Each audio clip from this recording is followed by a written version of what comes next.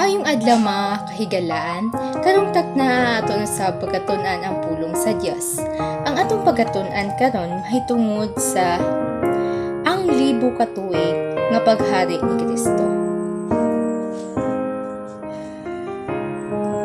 Ang milenyo nagpasabot og usa ka libo ka tuig nga panahon human sa pagbalik ni Kristo.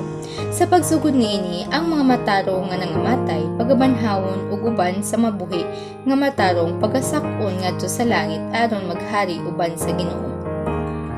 Samtang sila nagapahulay sa langit, ang yuta magpabilin nga awaang walay kinabuhi, kay ang mga dawtan magapabilin nga patay ug si Satanas gapuson walay iyang limbungan.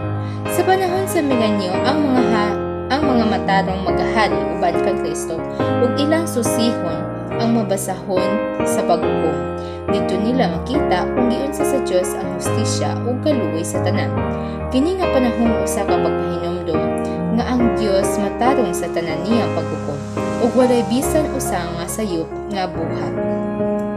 Pagkahuman sa usa ka libo ka tuig, Satanas pagabuhian pag-usab o maningkamot nga limbungan pag-usab ang mga dawtan. Apan siya ug ang tanan nga nagsunod kaniya pagalaglagon sa walay katapusan. Unya manaog ang bag-ong Jerusalem ug magpuyo ang Dios uban sa iyang katawhan, walay luha, walay kasakit ug walay kamatayon. Mga igsoon, kini nga pagtuon nagpahinumdom kanato nga karon pala kita mag-andam alang sa gingharian sa Dios.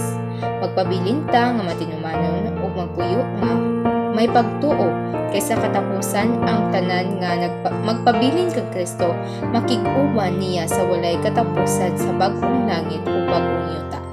Ug mao lang kato ang atoang pagatun-an karon sa sunod adlaw na usab. Usbon ako, mayong adlaw mga kahigalaan.